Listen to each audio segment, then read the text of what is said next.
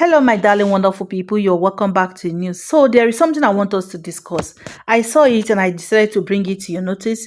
About a few days ago, I think 2 or 3 days ago, when the presidency responded to Obasanjo's comment, when he said that Nigeria is a failing state under Tinubu's watch. Sunday Dare, the special advisor to the president on communication and orientation, inside his response call Nigeria a marketplace. Na him say na market na im Nigeria be. I was like, why will he say something like that? And I now saw a video today, an interview between Arise TV with Adewale Adebayo, a political analyst. Adebayo also made the statement that these politicians see Nigeria as a marketplace and that we Nigerians are now the customers. I was like, now wetin the presidency talk the other day, now this man just dey confirm. And this man, he said a whole lot of things. He said a whole lot of things wey be say make sense. I'm going to leave the video for you guys to watch. Make una see how these politicians then they see Nigerians. And he made one vital point. He said because these people, they are in power, but they are not in government because they are not governing anything. People will be say they really dey in government. They when something is going wrong, they will call them for accountability. They will hold them responsible. And he said we have Minister for Education, and yet our education system is failing. It's going sinking every now and then.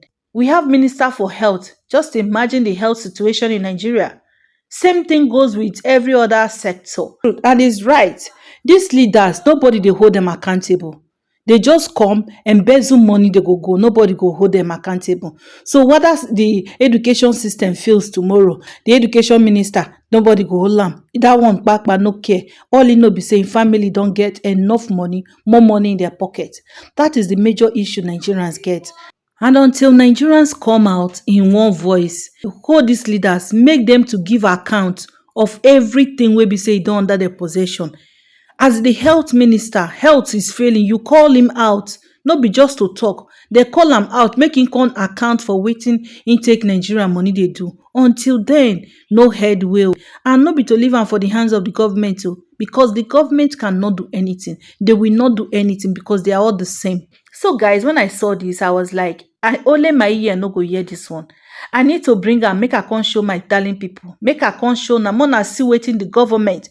Where be say some people go they die, they kill themselves follow. So my country people, I see am more. I see make her come show now waiting they grand though. So please feel free to drop your comment with us in the comment section. Don't forget to like, share, and subscribe to our channel. Let me leave you with this video. Watch this video. If you watch and finish, inside the comment section, tell me what you think concerning waiting this man talk so. Vice President, with due respect, needs to go back to elementary economics. The whole idea of economics is to choose alternatives, to choose from alternatives, to make a choice. They made the wrong choice at the wrong time, and that is where they are suffering the consequences. And you need to understand that why I have zero sympathy for them is that, one, they were the party in power before, and they said that they will continue where President Buhari stopped.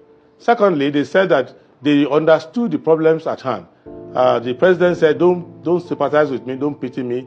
I know what I'm getting involved in. Thirdly, the problems that they say they are solving were caused by them. The inflation was caused by them. The rise in factor cost was caused by them. And the mischief, which they said they were going to solve, which was the subsidy, they've not even touched it on the surface. So these are their own crises. It's just like someone coming to the China shop with a bull and later says he's doing remedial operation there. You will cause the damage. So nobody should tell me that there's no alternative. I can give you 5 good alternatives immediately. Quickly. No, what makes it different? Alternatives. It is easier to talk if you don't think. But if you think, you will think thoroughly before you talk. And when you talk is what you will walk. So they have not been thinking. And I'm not saying this just to be funny with them. Emilokon, it is my turn. It's not an economic philosophy. So, and the essence of coming is to tell us what you want to do. Dodging debates is not an economic policy. Bala, Blue, Bulaba, all of those babbling, it's not an economic debate. So they did not articulate what they wanted to do. They did not understand the implications of the decisions they were taking. And they do not have the executive capacity. This is the problem. So they're not going anywhere. You can give them 40 years. They're not going anywhere. This is why, if you look at the First Republic, the most dominant education that people had is the PPE, philosophy, political science, and economics. If you don't have that knowledge, you cannot work for the common good. What you need to understand is that the productivity of a country is tapped from the people who are in that country and for the resources that the country is endowed with. That was why David Ricardo came with what he called cooperative advantage. What does it mean? It means that you plan your economy according to your geography and your history and the vision you have for yourself. So you don't copy holus bolus from another place. For example, look at the CBN. He is doing Paul Volcker. How can you do Paul Volcker? Because he is thinking, if I raise interest rates, if I keep raising interest rates, I can fight inflation. So that's what he's trying to do, what Paul Volcker did in the 80s for Jimmy Carter. What Cardozo is doing in the CBN makes no sense. Right. Because what is driving inflation is factor cost. It is not the availability of credit. The problem they have is that they went and devalued the currency and had illusion of money. In which case, you will say, oh, well, we used to, at FAC, we used to share 2 trillion. Now we share 10 trillion. But your 10 trillion is not up to the dollar of the past. And if you look at the contraction of the economy, our foreign exchange earning is still stuck at the real value of the 90s. So, which is why I say, why don't you employ the people? Right now, they are not employing people. Right. So they kill all the institutions that can employ people, and they are also not making an incentive for doing business in Nigeria. If you look at global incentive, look at the US. What is the incentive? Incentive is availability of credit. Anybody who wants to do business anywhere in the world, you cannot get a better credit facility than the US. In China, you have infrastructure support.